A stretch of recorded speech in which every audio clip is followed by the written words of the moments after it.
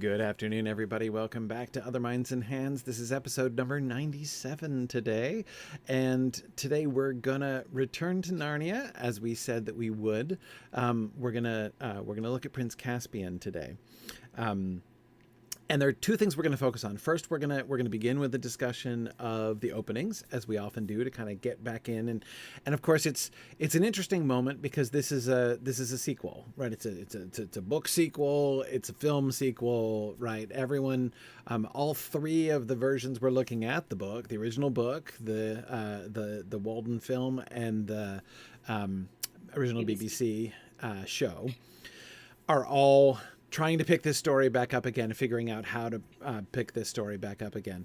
And I was fascinated by the way they all handled the introduction. So one of the things that I was thinking, because I'd forgotten how they all started off, and I was thinking like, okay, we're going to we should probably talk about, I was thinking about Prince Caspian. I'm like, we should probably talk about how the thread of that narrative works.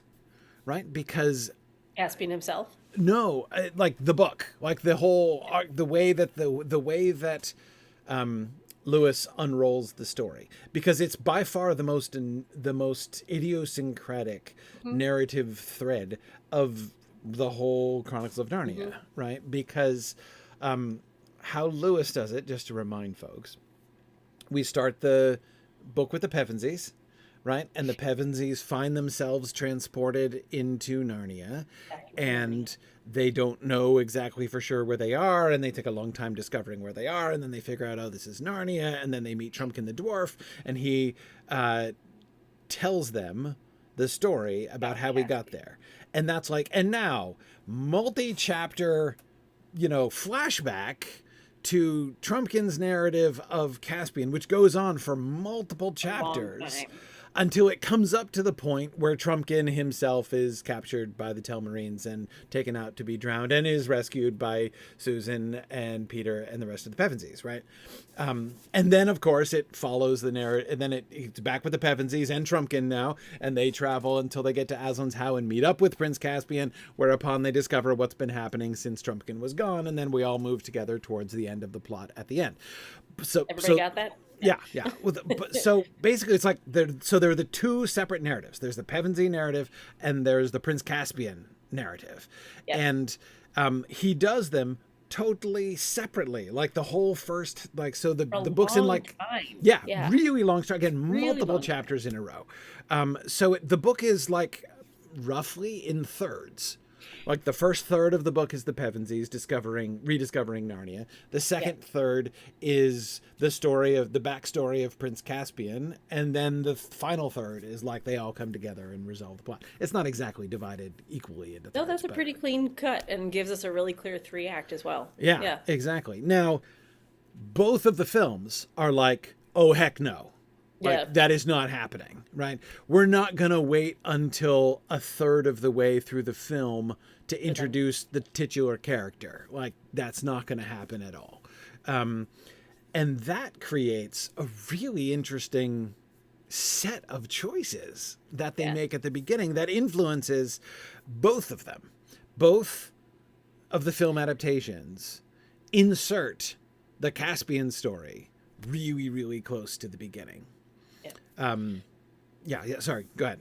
Which I'm interested in talked about because, like, first of all, I think we should also talk about casting because I think that is that's a big deal and big difference between the BBC and the Walden. Huge. So when you're talking about these decisions, I mean, I feel like you can just hear the boardroom when they're like, well, we got to get Ben Barnes on screen as soon as possible, He is pretty dreamy. He was, I forgot how young he was in that film. Young in terms of an actor, but way too old for the role of Prince Caspian. Yes. Details. Yes. But yeah, I think that'll be really interesting to kind of dive into a little bit of just like the casting choice first, and then also like bringing Caspian in earlier is such a duh move for me in terms of like what I would be arguing in terms of like a script structure and a through line. You need to have that title character up there so we care about it, so we understand who is at stake and what's at stake for them.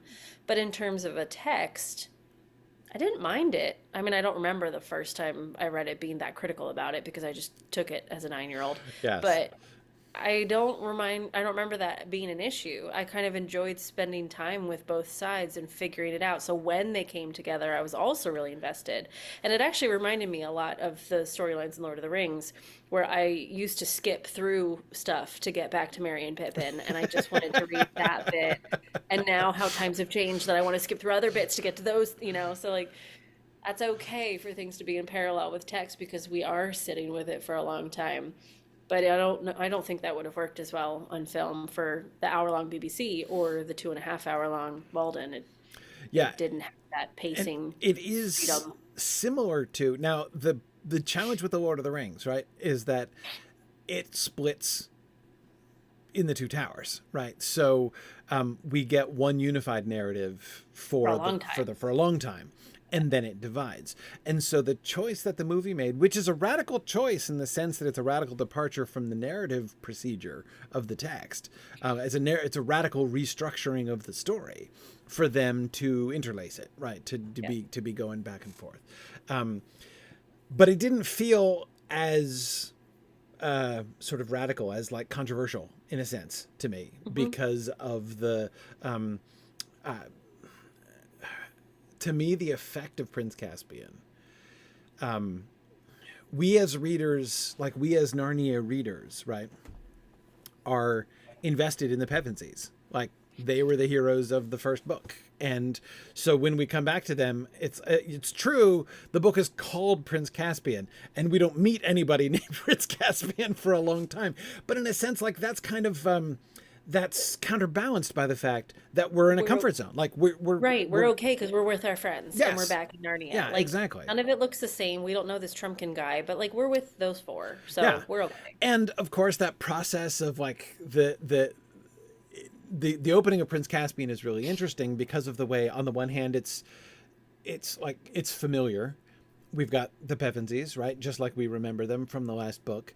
And yet it's also strange, right? And it's probably Narnia, but maybe it's not Narnia. And so like as they are rediscovering, because they too are experiencing similarity but strangeness and coming back into it. So that, that's, it's almost like a kind of like, it's a very meta opening for a sequel, essentially, Yeah, in that kind of way. And I and always that we loved figured it out with them. and I always loved in the story how we go back and listen to the long story of Prince Caspian, which sounds like, it could be like a story from long ago and far. Like, it's like the Pevensies are sitting around and listening to a Narnia story, which is Yeah, fun, right? Like in that's cool in Narnia. Yeah, Narnia, right? yeah. And so like you're sitting there alongside the Pevensies listening to this story, and then just like with the Pevensies, where they like go through the wardrobe in the previous book and like this fantasy world, like this fairy tale world with all of these fairy tale elements that are familiar, like fawns and Father Christmas and everything else comes to life, right?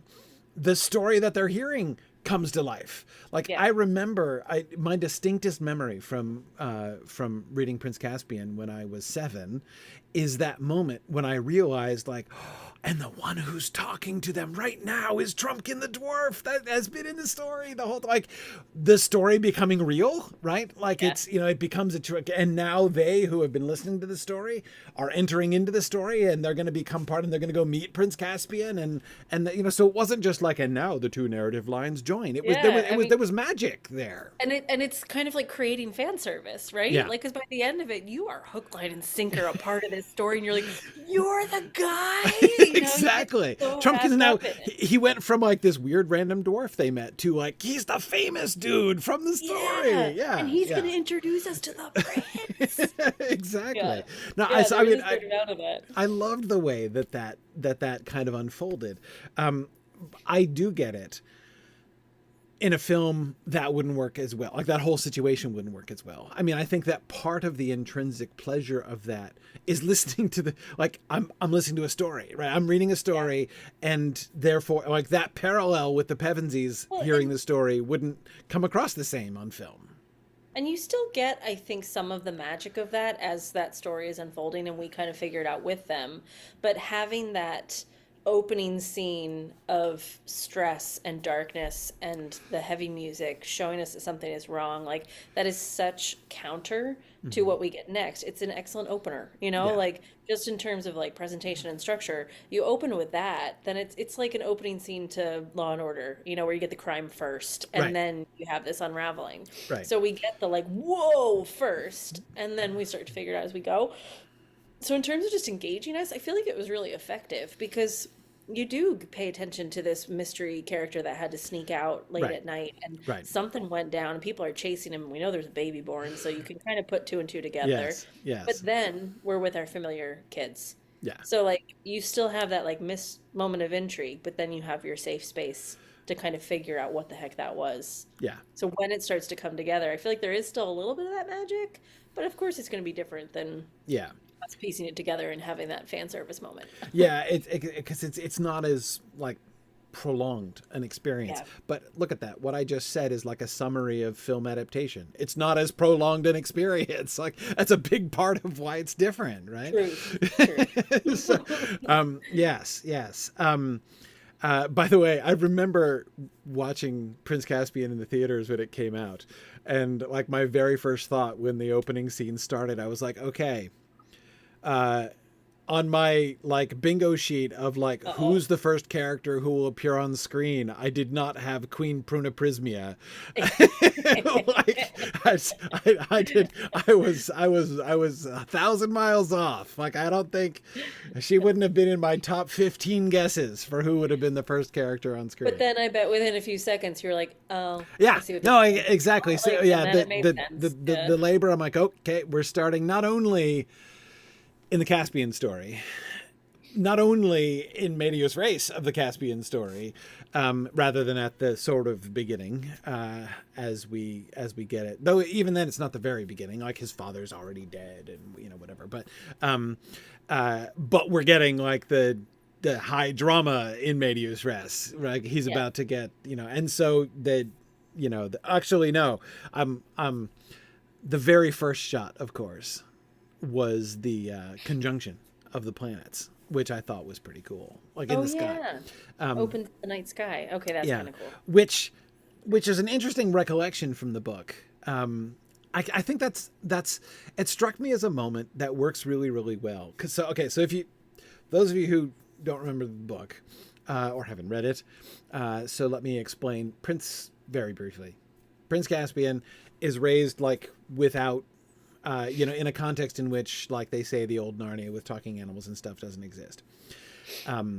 The truth about not only the existence of old Narnia and the truth of old Narnia, but the fact that he should be the rightful king and that his father was unjustly killed and all this stuff, like the whole like meat of the plot is revealed to him. The truth of who he is and who he should be is revealed to him by his tutor, Dr. Cornelius, when they're up in the tall tower looking at the conjunction of these two planets. It's this like important astronomical moment, and so the doctor has permission to take him out of bed in the middle of the night and take him up into the high tower. And while up there in the high tower, when there's no one else around, all these truths are revealed to him. So the fact that the film it remembers that moment, right? We lose that moment in the film. Like, Yeah. that moment never happens in the film because, like, from the very first scene is Caspian having to flee on horseback, but we get a recollection of that moment, and the fact that they took the moment of that of that conjunction, that astronomical conjunction, and they aligned it with the birth of King Miraz's son. And that is the moment where everything is revealed, like where the truth of Caspian's situation, where that his uncle is a usurper and is going to murder him if he has his own son. Like it is a moment of revelation, right? It's a darker moment of revelation, and yet there's that sense of like the greater powers still looking down and orchestrating things and stuff. Yeah, and not so much a like predestined, because I never Hmm. really got that, No, but not just kind of exactly. the unknown mystical plan, especially when Yeah. you bring stars and things into it. Like it just, It Yeah. just speaks to something bigger than we're going to comprehend. And that's Yes. cool. Yes, exactly. And so I like that moment in the film where they're taking, I mean, it's a fascinating example of a place where the film story has changed almost like that entire context, like the conjunction, the astronomy, like it's nothing like the scene in the book. And yet the movie like remembers that scene in the book, and it evokes things from the scene in the Yeah. book which are really interesting when brought into contact with the actual scene that they're doing in the film, if you see what I mean. I feel like Yeah. the Rings of Power does this a lot, where they'll be changing something but they will show that they remember this other Something that, thing, and yeah, yeah, and they'll and the kind of same bring thing it like in. we're kind of going through now. Like you're right, Rings of Power does that. We're like, you don't need to know that they had No, a power top study of the stars right. to discuss this thing in order to appreciate a moment. But if you remember that moment from the book, you're going to see that opening scene and go, "Oh, nice. Yeah, Nice work." It's just such a yeah, nice little like yeah. Easter egg to fans You too. know, it was like that moment, the conjunction in the sky is an absolute Easter egg, not even alluded to by anybody on screen. Right. It's, Right. yeah, yeah, It's just exactly. there. It's just Yeah. there. Just showing that although they're not doing that scene, right, the story as they're telling it didn't have time for that, didn't have room for that. But they remember it, right? And they're Right. kind of bringing it in, and that's fun.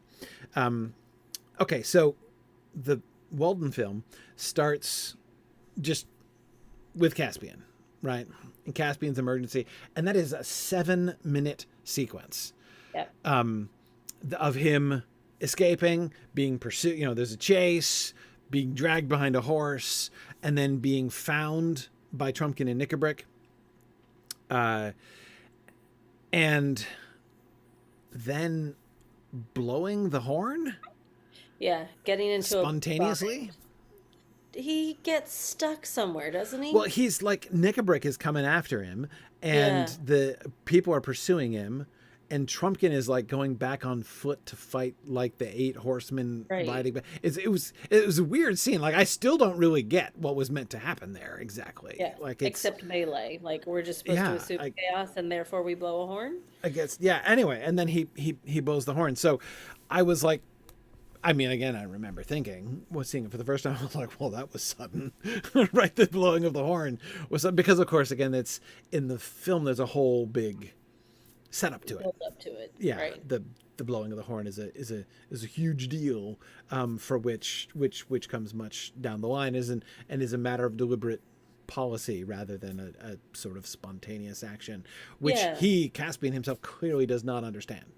Well, and that was the thing that surprised me, where like he's blowing it without an idea of the repercussion. Yes. Because surely if he had it in his possession, he would have been told something about its importance. If he was in a dire straits moment, worried for his life, and that was his lifesaver ring, Yeah. wouldn't you think he would know something Well, about it it? seems, I mean, as far as we can tell from the context again of that first 7 minutes, that maybe all he knows, that this is Yeah. like your emergency horn, but like, okay, like You just push like it. the audience hasn't been told this. I mean, the Right. audience may know from the book something about it, but it's, it strips Lewis's story, gives the blowing of the horn bountiful context. Yes. Right, I mean like abundant context. It's a huge deal that's talked about and discussed and debated before they do it.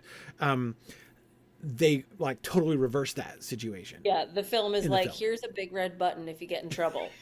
And he just hits the button and the viewers have no idea, like, what is that button connected to? What's meant to happen if he blows it? Like, is this a good thing or a bad thing? Exactly. Yeah, it's I won't say it, but FAFW, right? right.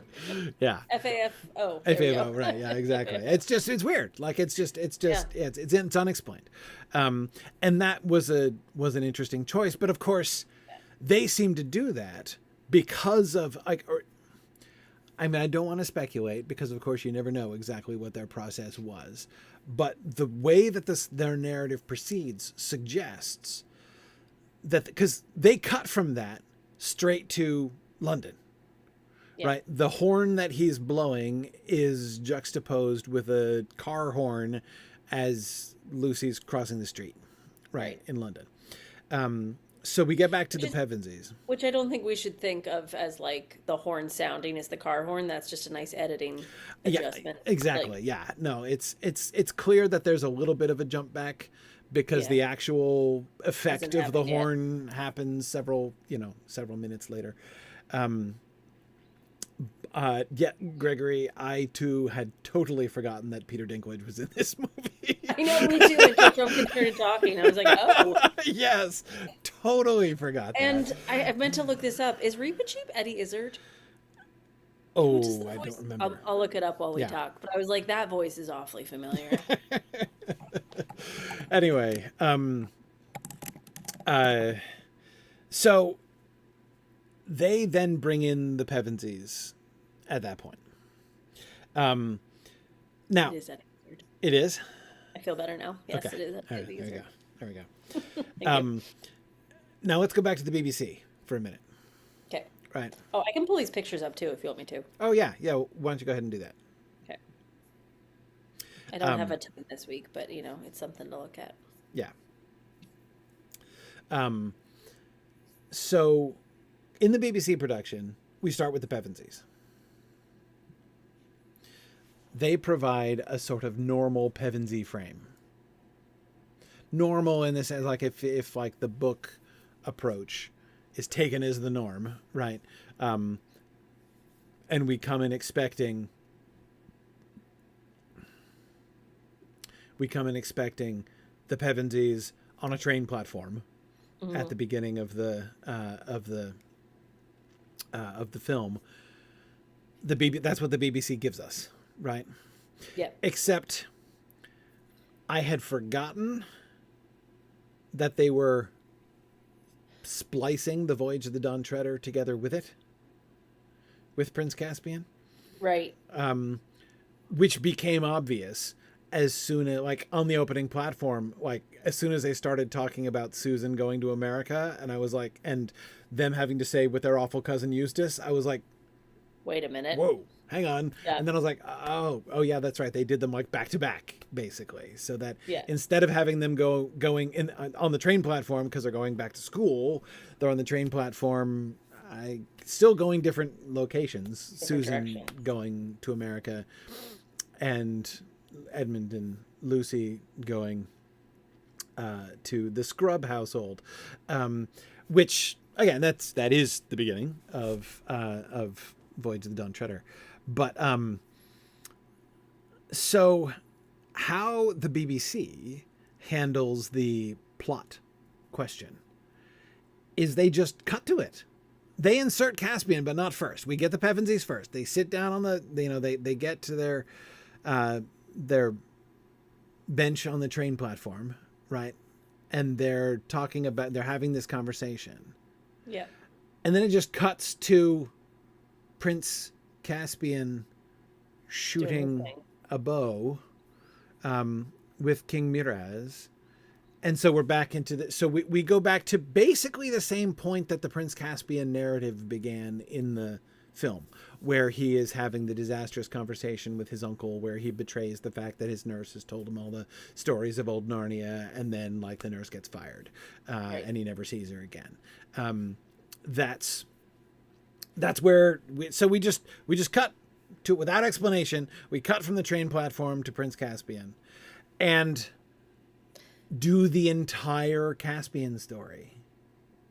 At that point, 20 minutes, 1/3 of the entire running time of the show then happens. Like, they did the thing, except they put the thirds in different places. In different places, right? Yeah. Shuffled it. Yeah. They shuffled it. But how they shuffled it, therefore, by putting the Caspian stuff first, almost first, like they do the little, they make the very, very beginning pre-Pevensies being drawn into Narnia as a little frame piece at the beginning. Yes. Then shift to Caspian, do the entire Prince Caspian backstory portion, like the central portion of the book, and then bring us back to like, oh, now the Pevensies are being drawn into Narnia, and now they're doing their whole thing.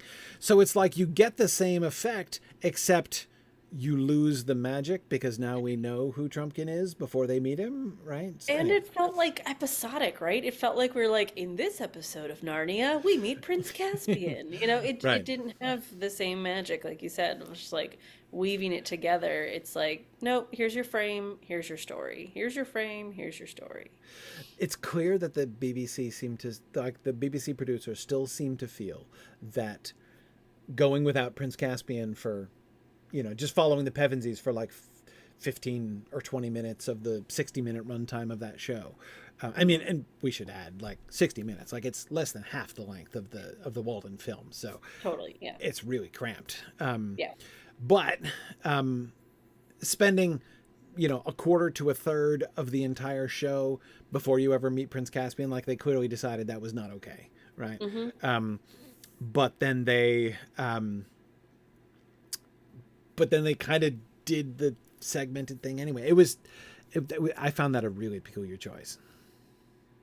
I found myself skipping ahead. I'm like, they're going to go back to the Pevensies, right? They're going to go back to the Pevensies. No, nope. Nope. Nope. No, Just getting we're this guy for a long time. I mean, almost to the point that like maybe that was their thought process. Like, are we supposed to forget them until the horn is blown?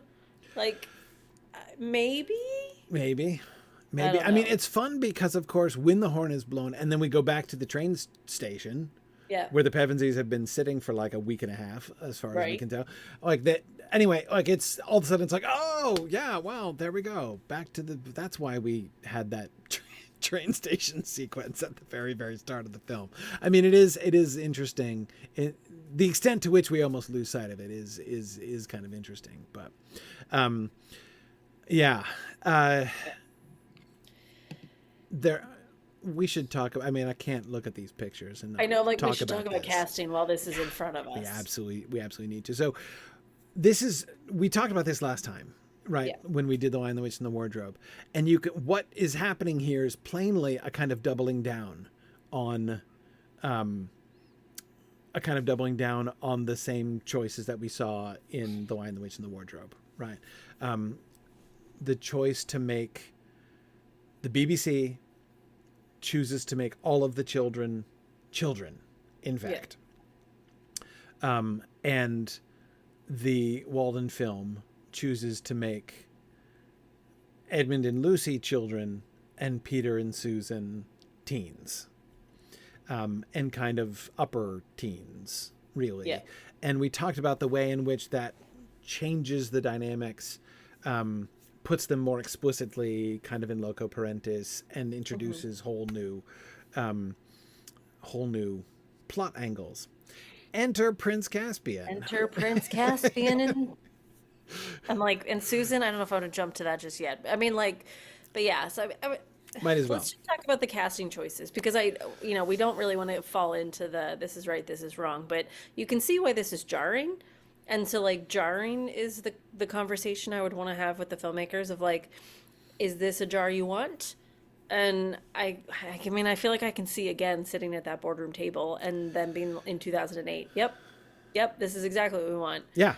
It made a lot of money, it did really well. It had big box office results. Ben Barnes was on every talk show and magazine cover and heartthrob. And if he had been 12, would you have had that? I don't know. Maybe not. Right. And they introduced this love interest, which made all of us roll our eyes and kind of vomit on the screen when she has that line. I can't remember it now. Like, in case you need to call me later or something. Right. Yes. Yes. So painful, but you can clearly see what their motive was. Yes. Do we need to introduce a love story? No, that drives me crazy. But does it tug at a certain heartstring that might hit a certain demographic? Yeah, like I can hear that. And I have to say, on rewatching it, I think I didn't notice it so much because I was actively resistant to it when first seeing it, right? Because I did find it jarring, right? And my own headspace was very much like the Pevensies are kids, right? And so even the Lion, the Witch, and the Wardrobe film, I was able to kind of cope with how Peter and Susan looked. But they leaned much more heavily into, because it's now a year later, like they're even closer to being grown-ups now. And but it's plain from the beginning. I had totally forgotten that the opening sequence with the Pevensies in London involved a guy from school hitting on Susan. Yeah. Yeah. And her trying to fend him off, to fend off the sexual interest of this kid from the school across the street. So, like, the sexualization of Susan Yeah. is literally from her first appearance on screen. And so much so that when she sees him again on the platform, she panics Yes. and thinks the pull of being drawn to Narnia is her disgust at seeing this boy. Like, there's this real emotive thing that's attached to her that it feels like she doesn't have the same autonomy that she ought to have because it's just being clouded by this reaction to sexualization. Yes. And that's very difficult Yeah. to kind of swallow. And so, I mean, you talked about the boardroom. I mean, it is hard to avoid the conclusion that one of the plot arcs that they are developing, that they're deliberately developing in this film, is like the sexual awakening of Susan, essentially, from her extreme discomfort with being hit on by a boy at the beginning to, like, you know, Here's my number. Yeah, here's my number. Call me sometime at the end. Right. So she just needed a worthy boy, not the boy from the school across the street. I don't know. Like, there was just something that felt very about the whole scenario. Yeah. But I can also respect the decision of, sorry, I'm just going off now. But I can also respect the decision of, like, developing the character, you know, like, well, the women are not given much in this story. And one of the big scenes that they do have, especially in the Walden one, is taken from them for Lucy and Susan. So there's not much for them to do except not be believed, ignored, stay safe and not join the fight, and find a love interest. Like, gross. Yeah. But that's kind of what we have with this. The fact that, like, find a love interest is the thing that's added to, like, make the female character's lot more, story more interesting feels like, these really are lame. Queens of frickin' Narnia. You need to have them have a boyfriend? Yes. Ugh. Yes. Yes. I agree. I didn't love that.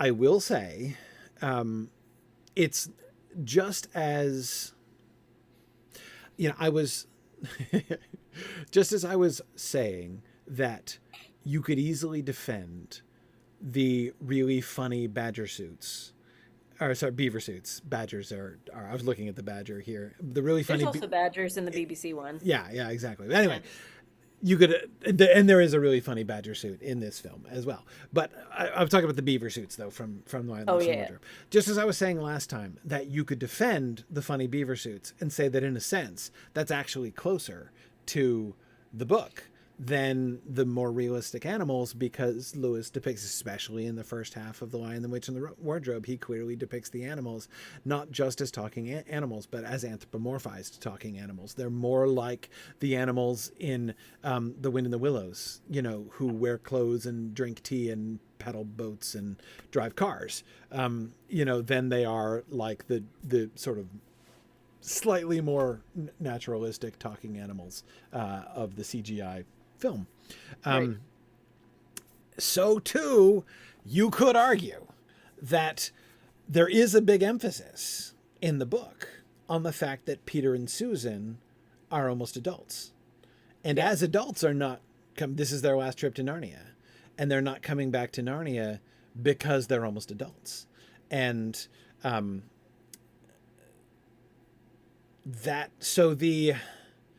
the transition to adulthood, to put it as neutrally as possible, of Susan and Peter is a concept from the book that is relevant to Lewis's story. Yeah. I don't think that has to be, has to translate into Susan's sexual awakening and, make Prince Caspian a love interest in order to capture that. But it's a very, sometimes you have to dumb down scripts to bullet points just to, see what the pace marks are. So if I were to break down this script into bullet points to see how it was, structured out, it would be a very easy bullet point to show change Right. to show, from the very beginning, not interested in boys, grossed Right. out by them, Right. kind of removed. By the end, super engaged, really cute, love this guy, want to hook up, So, like, Right. we have a real progression there, but it also is a very clear separation of her from Lucy. Yes. Like they are in different places at the beginning and the end as well.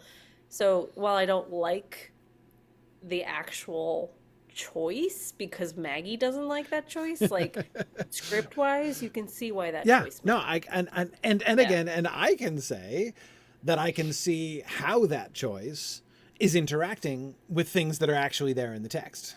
Yeah. Even though the idea of a Prince Caspian Queen Susan love interest feels a little bit silly from the perspective Yeah. of the text. No, there's a lot to not like about it, but I would say it's another example of one of those adaptation choices that, because I totally understand people who had like really visceral reactions against this when they Yeah. watched it, and there were lots of people like Well, that, yeah. and I can see totally that. get that. Yeah. And it's very natural when you're having those kind of, we've talked from our very first episode about how strong these emotional reactions are when you see adaptations that are making choices that are very discordant with your own mental picture of the story from the books. But it's tempting when you're in that situation to be like, oh, this is like, they impose this thing out of nowhere onto the text. It's not totally out of nowhere. Like, it's not Right. totally out of nowhere. Again, I don't like it. I don't like it. I wouldn't have done it. But I can see where they're coming from. Right. And like that's where I feel like this show is kind of fun because we try very hard most of the time to not be Corey and Maggie, but to just be analytical. But every now and again we have to be like, I didn't like it, Yeah. but here's why I think they were doing it. Exactly. And that's okay. That's okay. Yeah, yeah, and there are gains. Even when there's decisions that I don't like. I can see that usually at the end of the day, a decision I don't like is one that I feel is a net loss, right? Like you've lost more than you've gained by making that particular choice, and I do feel that more is lost than gained there. And the thing that I think is mostly lost is when you by injecting the romance plot, they have completely changed the center for Prince Caspian's story, essentially. Mm-hmm. It really tampers with the story and Susan's story as well. I mean, and what's more, I don't even love the facile equation of sexual awakening and adulthood. Like those two things are not synonymous. Not the same. I mean, Yeah. there are people who become grown-ups before they are sexually interested in people, and there are people who are sexually active who are not grown-ups. Right? I mean, like, so it's that there's this kind of myth that sexual awakening in adulthood is like the same thing. I mean, there's a and I think Maggie, that I use the word myth in a much more positive sense than most people use it. Yeah. Like it's a story that has been used and has power in the minds of many people. That those two things are sort of the same. And because of that, you can see why this would make sense, like because it is such a common myth, it's such a common thing that we understand that growing up means thinking the opposite sex or same sex, however you fly, is attractive. Having that kind of realization, that moment, that is known enough that this makes sense. But it's not a complete rule either, so it's okay for us to kind of bulk against that. Yeah, and it's and the way, again, the things that I don't love about it, again, when I talked about more being lost than gained by it. The thing is the way in which the whole story gets kind of sucked into this, like, the whole love interest thing. Like, I hate it for what you were talking about before. Like, oh yes, we need to add a dimension to a female character, so let's give her a love interest. Like, that is the most, you just rolled your eyes. That's the most eye rolling, And also, like, I can move. hear the other side of it, like, where we need to make Ben Barnes be more attractive. He needs to be the poster child. He needs to be the next teen heartthrob. So he needs a love interest in the film. Right. Like, it's the same way of like, well, we need a scene where he looks desirable. Better give him somebody to play off of. Yeah. Wah, wah. Poor Yeah. Susan. Right. Yeah. I mean, so yeah, I don't, and it felt to me like that just kind of, I don't want to talk about changing the center of the story. It just kind of like cheapened it to layer romance on top of it. Just kind of cheapened a lot of the rest of the story. And Yeah, and I really liked that with the BBC Caspian, that never ever comes in, yes, and therefore it makes the character a lot simpler in terms of like structural. right, But because Caspian's really, like 9 yeah, or I mean, whatever he and is. not grow facial hair. Yes. But he's still so earnest in his role Yes. as this young kid playing this destined prince that I mean, I did crush on him when I was 9 years old. I thought this Caspian was adorable, but it can still work if that's how you're going to fixate. You don't have to have it bouncing off of a love interest. Right. But I really appreciate now watching that as like how earnest he is as a leader, that there isn't anything else playing into it. He's such a purity of character that brought so much more of Caspian to me. Yeah. Whereas Caspian with a love interest, like you said, cheapens the core of our character. Yes. So that's a real risk to make that decision. Like if you're gonna make it a teeny bopper film and give us a heartthrob and a love interest, ooh, there's some treacherous ground you might be treading there that you just need to be prepared for and give depth somewhere else if you can. And I don't know if they achieved that. They tried, but yeah, I mean, goodness knows it wasn't as bad as it could have been, as far as this sort of thing. Just as, I mean, I see Phil complaining very understandably about the overlay of the Toriel Legolas plot. I can't see the chat when I share my screen, so I'm going to go to the chat. Plot triangle in the. Hang on, you better stop sharing. Then we'll get all the chat on screen here. Fair. Look, we're getting it like 4 times. That was cool. Sorry. Anyway, I'll pull it back up when we want to talk yeah. about images or script again. No worries. Anyway, but yeah, it's the overlay of the Toriel Legolas love plot. Yes, agreed. It's parallel in that way. Though I would say that there too, they didn't lean into it as badly as they could have done. Yeah. But anyway, yeah.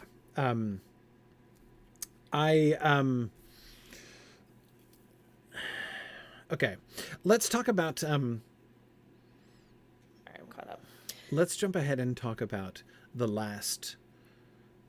scene in the middle that I wanted to focus on. Let's talk about that scene. That I thought was an interesting. There's a lot of other things that'd be fun to talk about here, but Yes. we want to talk about the conjuring the White Witch concept. Exactly. So there are a couple of reasons why I nominated that scene as an interesting one to talk about.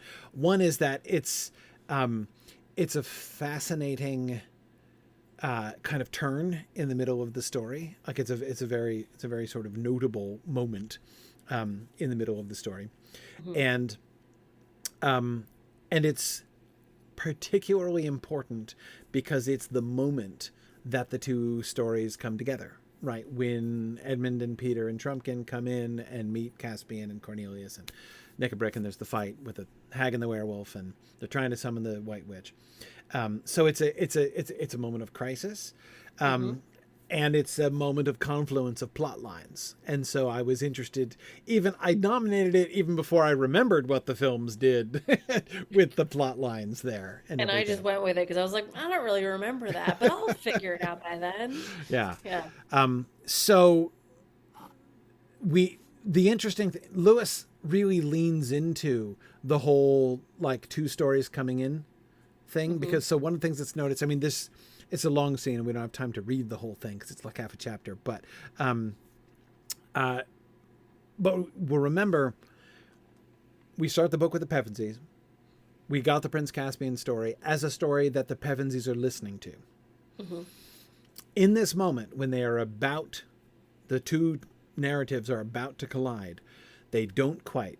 Peter and Edmund and Trumpkin, because Susan and Lucy are with Aslan, are literally at the threshold. They're on the doorstep of the room in which this confrontation is happening. and they're listening to find out what's going on before they burst in.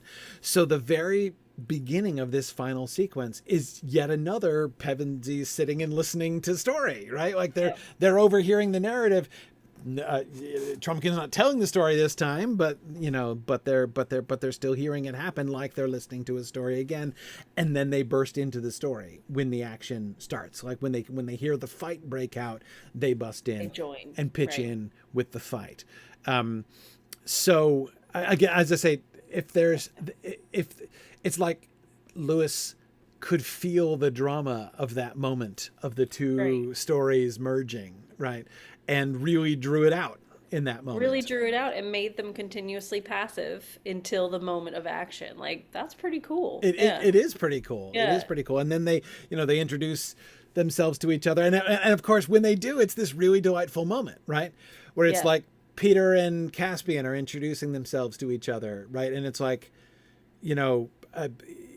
he's like, "Hi, I'm King Peter," and then Caspian's like, "Yeah, I know all about you. I've heard all these stories," right? And then he's like, and he says, "You must be Prince Caspian," and Peter's like, "And I've heard all these stories about you," right? Yeah. So like both of them have that moment where this character out of story is coming to life and they're meeting each other. I get like, again, Lewis just revels in this moment, in the way that kind of narrative thing, plays out in that moment. In the film versions, we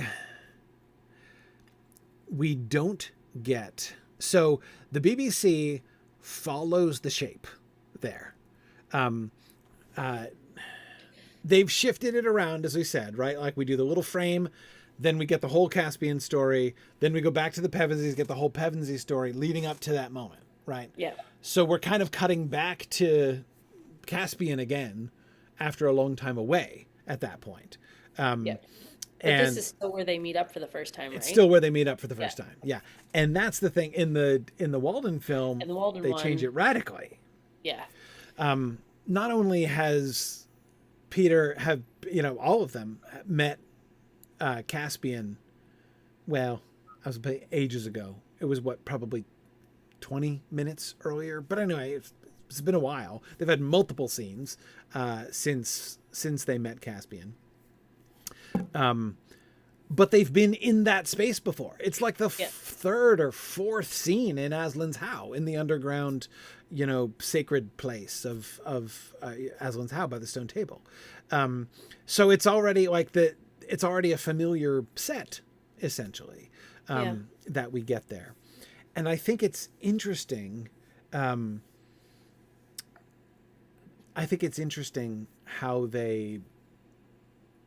they play that whole thing. I don't hate what they do with the scene. I think it's interesting in a lot of ways. Gregory, I agree. The werewolf is much more creepy in the book. Totally. Yes. What are your thoughts about why do you think they push back the conjuring of the witch moment so far, so as to displace it completely from that, plots coming together thing? I was tempted with this one to draw out timelines, because how they come together is so different. I didn't take the time to do that, but if I were doing this in a class, I probably would. It's at what point in their character arcs and at which point in timestamps do these things happen? And that's a really fun and interesting exercise, just to see where the push and the pace is. So I didn't do that with this, but you can kind of see that there was a real deliberate choice for this to happen at a different spot. And I don't really know why they would draw it out, but I think what that did, I don't know. It still brought it to this super culminating place, but we had so much time with the characters beforehand that it didn't have the same impact. It did, because it was a fight scene and we haven't had a lot of fight scenes. So okay, that was cool. And there was blue fire and this crazy dramatic sheet of ice and all these really cool things going on. Right. But it didn't have quite the same oomph because we were already invested in these characters and spent a lot of time with them in a different way. So them coming together wasn't the purpose. Like the Yes. purpose was much more focused on the magic and the threat of the queen than it was on the joining of our main characters. Yes. And that's a really big decision. So if you're going to do that, it better pay off. Mm-hmm. So, Yeah, I found. Okay, so I was thinking about this a lot. Not in terms, I didn't come to any conclusions about what they were doing with the whole narrative structure. But when I just think about that scene itself and what was being conveyed in that scene, as it's depicted in the Walden film compared to how it's depicted. okay. Oops, sorry. No, I want you to play. Oh yeah, this is Trying to the. get to the screenshots, these. There we go. Oh yeah, the blue fire. Prepare Yeah. the blue fire. says says the Sorry, I didn't werewolf mean to in the interrupt your. werewolf costume. I totally interrupted your stream of thought as bad as I could. So I sorry. I have to admit I don't understand why the blue fire is a circus hoop in the air, like he's gonna I mean, tumble it was through it. real early days Well, of I no, like CG. it's cool. Like I actually like the blue fire, but why a vertical circle? As if again, like it's not Barnum and Bailey's flaming, Because it was easy to hoop. achieve. I I don't. guess so. I guess Maybe. so. Yeah. I would have thought that like a top-down view of the floor and a blue circle of fire on the floor would be Also would have been easy to just achieve. as easy to achieve, which is plainly what he's talking about, you know. Yeah. Um, but yeah, that it was, and of course, Funny. like that, the werewolf. I agree with Gregory. Not only that the werewolf is much more creepy in the book, but I think that the kind of creepy that the werewolf is one of those things that is infinitely easier to achieve in text than on screen. Yeah. The Walden werewolf looked better, but I mean, relatively low bar Yeah. here. That's not extremely scary, but it. They both look fake to me, which is, They both looked you know, fake. as soon as they're fake, they're not scary. Yes. So like 2008, the CG wasn't good enough for a wolf to make it look really threatening, and this is just kind of comical, looking at a dude in a costume. So a text, ooh, that can be scary. Yeah. Yeah. Exactly. So just the sound, the description of the horrible sound of his voice, and these like really intimidating sentences that are coming out of his mouth, right, are really, really creepy. I can drink a river of blood and not be slaked. You know, my thirst will not be slaked. Like it's intimidating. Yeah. And again, once you show any figure saying that, it's I think it's unlikely to be as creepy.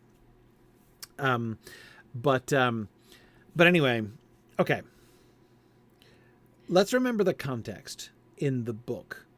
We talked about the narrative context about the two of them coming together. What we didn't talk about is like, why are they summoning the White Witch at all? Like, why is this happening? What's going on?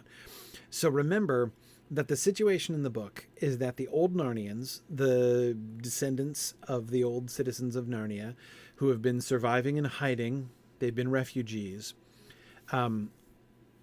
Most of them still hold on to the old beliefs in Aslan, whom they've not seen since the Pevensies left, and in the story of the ancient kings and queens and stuff.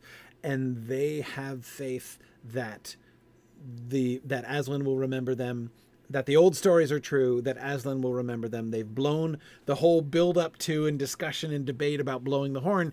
They've blown the horn of Queen Susan because they believe that help will come. Help will come, and help will come either from Aslan himself, or he will send children from the other world to save them, like he did before in The Lion, the Witch, and the Wardrobe. And this moment, the moment that Peter and Edmund and Trumpkin burst in on, is the moment of doubt where at least one among them, Nickabrick, has lost faith in this, does not believe that this is going to work. And he's like, it's time for us to seek alternative courses of action. We have tried blowing the horn and nothing happened. There's no power in that. There is power. There's another source of power that we could appeal to, and that's the White Witch. And so that's how they end up summoning the witch. Now, Caspian's relationship to this is in council. So Caspian's there, Dr. Cornelius is there, Truffle Hunter the Badger is there, Nickabrick the Dwarf is there, and he brings in the Hag and the Werewolf as his assistants, sort of in this plan. So it's 3-on-3 with the two of them. Caspian, Truffle Hunter, and Dr. Cornelius are not for a moment tempted by this. They're very alarmed when they discover the plan for what's going on. They reject the idea, and Peter and Edmund and Trumpkin outside the door, who are overhearing their belief that like the kings and queens will come, and like two of the kings are like literally in earshot, like at the time, right? Hearing them still trust that they're coming. In the Walden film,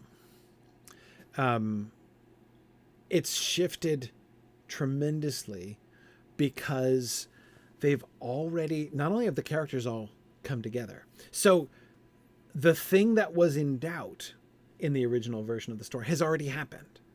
Like they see that the children have come, and the children have already met Aslan as well. Right. So like they know that the good guys, but then there's a delay and the war is happening and things are not going well. And so it's not a moment of like doubt in the sense of like, oh, well, we don't know if that's going to work. It has worked.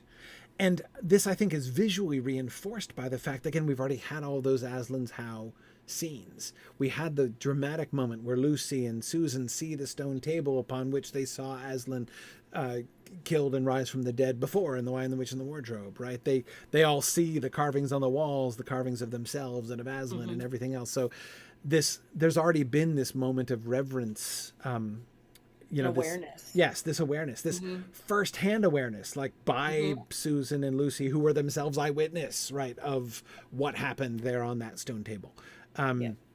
That's already occurred. And then in that same place, the witch is being summoned then afterwards. It's not a moment just of doubt.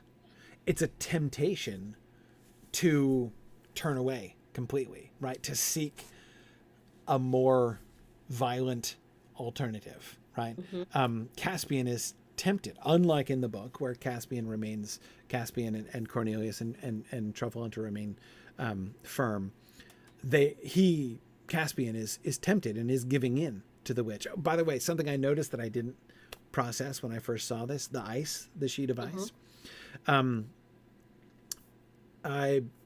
Narnia readers will remember in the final chapter of Prince Caspian, what does Aslan do? He makes a door in the air, right? He has them build wooden posts in a lintel in the middle of a field.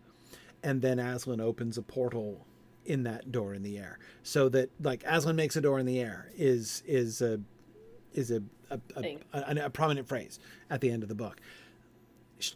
She makes a door. When they summon the witch, it makes a big ice door in the air. So we have the evil door in the air that is opening up this alternative portal to allow the witch back in. And I like that. Like, it's cool. I liked even the re-intervention of the witch herself, like seeing seeing the witch behind the ice and attempting to reach through the ice. I like when the camera went behind the ice, you know, and showed us the other view, and it showed us that it wasn't real, but somehow that made it a little more scary. Like, right. Because her hand is reaching through three-dimensionally through. And I also loved how from the other side, you could see Caspian and Peter distorted by the ice, right? So which was, you know, a really fun kind of like a visualization of the temptation that they're experiencing, you know. I thought that was, so I there's a lot that I really liked about that scene. But they changed the force of it into a temptation to short circuit things, a temptation to take things into their own hands, a temptation to seek the power of darkness instead of just trusting the power of good. to be tempted by the cheat code or Yeah, something. Like, yeah, yeah, we're going towards this thing that you're not supposed to have. You shouldn't, that's not how we play this game. And showing that temptation is a nice, like, vulnerable moment for Caspian, but he knows the real threat too. yes, yes. Um, and uh, yeah, yeah. Anyway, I thought it was I mean, and it's very different from the book. You know, like the shift of context made had a profound impact on what was going on there. And of course, I quite liked the fact that it gets resolved by Edmund stabbing her. Right. Hmm. You know, you get like the unbetrayal, right? By you know, both Caspian and even Peter are weakening in response to the temptation, and it's Edmund who betrayed them to her before, it was when I saw it in the theater, it was my favorite scene in the theater. I thought that it was great, even though again very very different from the whole sort of weight and significance of that moment Hmm. in the book, but really interestingly done. And that's okay because, changing things around, if you're still able to give some like serious import to that moment, it's kind of cool when it could be a different kind of import, you Yeah, know? yeah, So if you're able to shuffle that around and that scene still takes on something pretty powerful, well done. That's a nice shuffle, especially if it means that we got to meet our title characters earlier and they did get to bond together, which makes the coming together a little bit more impactful as right, well. Like, I don't know, there was a lot that kind of works with that. So yes, it's different from the book, but it's also a nice example of like that can work. right, right. Yeah, and the it was a thing that they played up in the film, but which was present in the book, was that Edmund and Peter get there and they help Caspian and the armies of the good guys, but it doesn't immediately change things. Like Aslan comes and saves the day at the end, but they have to sort of carry on their own. It's the drama is sort of less in the books. We get more drawn out where like again where even like Peter himself seems to be Mm. doubting himself in that moment. Um, but yeah, so that was interesting. I was gonna add, by the way, Peter's beginning. There's another sense. Okay, there was another thing that reminded me a little bit about the Rings of Power. One choice that they made in the Walden film. Here's the thing that reminded me of the Rings of Power. Um, the orcs in the Rings of Power. Um, in the Rings of Power, they make the choice to say, okay, Tolkien said that orcs are corrupted elves. And Tolkien himself saw that this led to serious philosophical problems. And he himself, Tolkien, rejected the idea that orcs were corrupted elves because it created so many problems. But that's what's in the published Silmarillion. That's what Christopher put there. And so, of course, they were like, okay, it's problematic, Problematic. but let's do it. There it is. Let's lean into it, right? Yeah. Let's do exactly what Tolkien. Let's show exactly what Tolkien said, and just let the problematism unfold, right? Materialize. On Hmm. screen, and that's really interesting and really fun. But I think there's a sense in which Prince Caspian does the same thing. Hmm. In that, remember the situation that Lewis has said happened. The Pevensies, the four Hmm. kids, go through the wardrobe, and they get have their whole adventure, and they get crowned at the end, and then live in Narnia for years and years, and become adults, Hmm. and have adult experiences and memories, and forget their lives in England, so that they don't even remember being children in England anymore, until they find the lamppost at the end in the pursuit of the white stag, and Tag. then they end up going back through the wardrobe, and it's like 2 minutes after they left, and no time has passed, and they're children again, but they retain their memories of the other lives that they led, the years of memories of being adults. And now they're children again. And we never see the Pevensies like wrestling with that.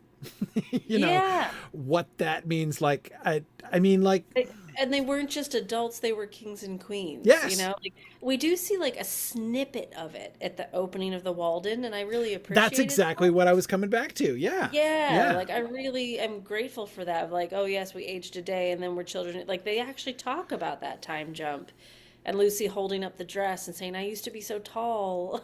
Like, right. But even at the beginning, like when Peter is in a fist fight in the underground, right? The problem he's having is he's like, people keep treating us like kids. And Edmund's like, well, we are kids. And he's like, but we weren't always, right? And it's like, yeah, man, that would be hard.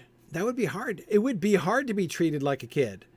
If I suddenly found myself back in a child's body, but with all the memories of my adult life, there are advantages to that situation, I suppose, but it would be hard. Like, it would not be trivial. And, it sort of reminds me of, the much more elaborate thing that was done. I'm thinking of the TV show Agents of S.H.I.E.L.D., where in season 4, a bunch of the cast are put into this virtual reality, and like they're given this whole set of new memories. Like they live through this other alternate life, in like this totally like theoretical alternate world, and then they come back out of it.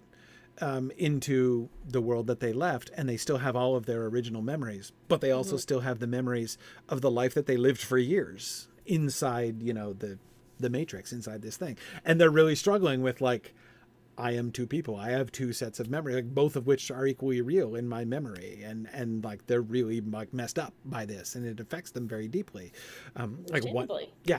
I mean, like one of them in the alternate world had a kid, and, anyway, like and then he comes back and he has no kids, right? I mean, it's like, it's a really hard transition. There's an element of that kind of thing with the Pevensies, right? And Lewis never, like, he's not interested in that like element of the storytelling. He doesn't go there. He could, like, but that's like a premise for a story all on its own, almost. Yeah. Right. Which of course is what happens in like season 5 of Agents of S.H.I.E.L.D. but Lewis seems quite happy to keep it simplistic because he's telling the story of Narnia. Yeah. Right? Like, we don't need to go into this existential dread because we don't have time for that. Like, that's kind of what it feels like. So we're just going to bypass that. But I like that the film actually acknowledged that, at least in a tiny bit. Yes. Yeah. No. So yeah, seeing, but I will say this feels to me kind of at odds with the whole sexual awakening of Susan plot line that they added. Like, why is Susan in a like, I don't like boys state at the start of the film if she retains memories of having been an adult for a decade, right? Yeah. And we know for a fact, because it happens in book 5, that she was like being wooed, and like she didn't get married, but she was being like wooed by suitors and stuff. Like, she's had romantic, like, interactions with people. Like, this is not like, she's not like, oh, I'm uncomfortable around boys. Yeah. Like, and she's not a nun either. No, exactly. Yeah. So, I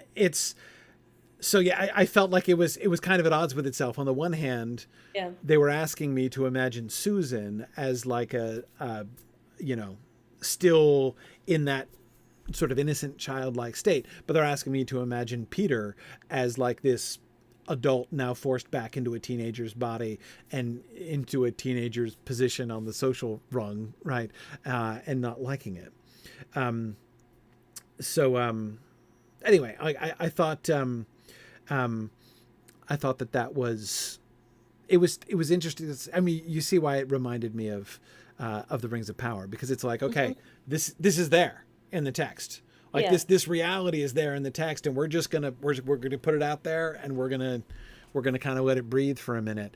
I don't think they played it out very consistently, and I think if they had played it out more, it would have really messed with the story in a lot of ways. Because it's not Lewis's story at all, but it is there, and it is interesting, and I was interested in the recollections of it. And I think it's really fun to think about like when this happened too. I mean, 2008 was right in the crux of all of this massive fantasy adaptation, like post Harry Potter, Lord of the Rings, making Yes. bank and, plowing the field. This is that prime time when all the studios went to their shelves, figured out what they already owned, what could they punch out quickly. I don't think this was rushed. I do think this was, they took Hmm. care of this. Yes. There is a certain amount of capitalize on the interest that's happening too. So pushing it out, trying to grasp onto that side of things, I can see happening to the detriment of some of the storylines. Whereas if it came out now, like I don't know if we're different because I don't know, but there Right. is a lot more focus on like psychological thrillers and the psyche of the characters, the interactions. Like there's a more awareness of some of the depths of thought that might not have factored heavily in a teenage adaptation from 2008. Hmm. You know? Hmm. So that's one of the reasons I'm like so curious about Greta Gerwig doing it because she will dive into some of those nuances that we might not have thought about. I really hope she doesn't go with Magician's Nephew first, but Yeah. you Me know, too. yeah. Me But too. I do think it's going to be interesting to see yet another version of it in this time where we Yes. are more open to looking at the human side of things and not just tell the story of Narnia. And this is going to be a show, right? Yeah, Not a film. Which it's a Netflix series, I excellent. think. Yeah. I'm. I always prefer that. Long form. It's not that I don't like the feature film as a I'm gonna double check genre. that. I just don't prefer it. Just like I like long books better than short stories. Like for the same reason. You can write some short stories are really good, just like some feature films are really good, but it's a totally different kind of narrative genre. And Yeah. I like I'm sorry, they're films. long I form. They lied. are films. Okay. Two films, Two. two movies based on Lewis's Chronicles of Narnia for What? Netflix. What? What? What? How much sense does that make? Does that mean that only two have been greenlit and they're hoping to do seven? Maybe the movies are a reboot of the series. I'm sorry, I need more information. Because I know they were talking about, but this was ages ago. This was like 2020.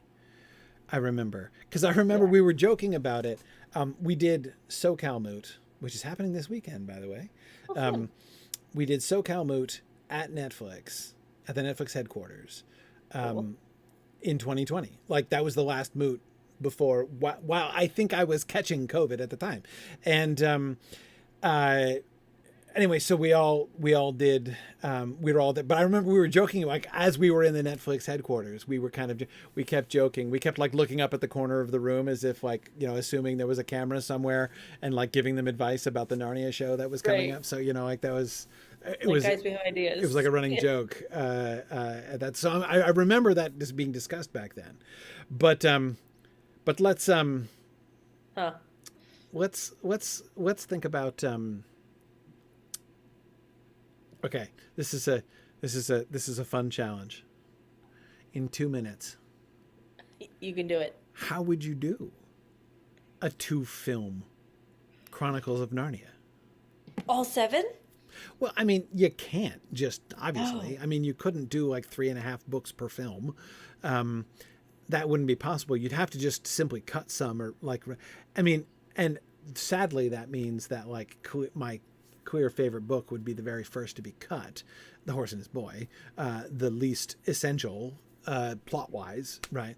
They would yeah. probably like be rendered into like cameo appearances or references or something like that.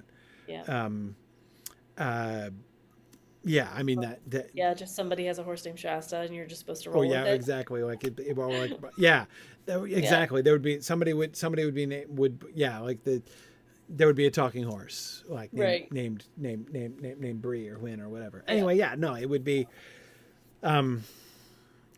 insane to try to do it. I mean, I think you would have to do, let's see, if you could kind of merge together.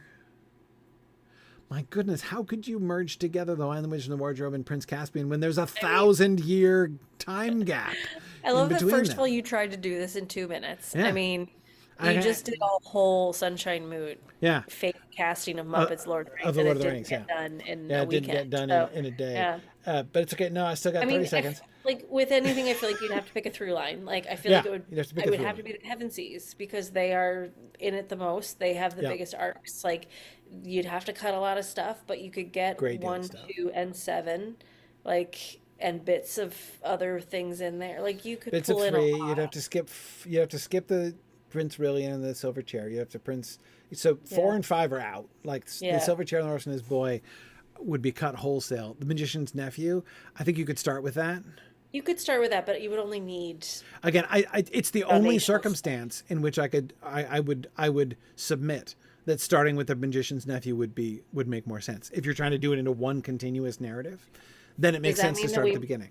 that means that we might have a way for Greta Gerwig to be making sense. We don't actually know she's doing Magician's Nephew first. The only reason we think this is there was a casting call for 2 kids that went Right. out. Yeah. Like that's literally the only fact we're going on. So we're not about to speculate, but here we are Maybe speculating. she's starting with the Silver Chair. It's Julian Eustace. Or maybe she just cast Edmund and Lucy first. Like, Maybe. Right. Yeah. oh, Who knows? yeah. Who knows?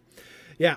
No, I think you'd have to start. You have to do like a really short version of like Diggory planting the tree, basically at the beginning, and then you could go to the White Witch, and then you could you'd cut out most of Prince Caspian, and then most of the Dawn Treader. You can include some elements there, and then you'd skip Silver Chair, you'd skip the Magician, and then get towards the last battle. It could be done.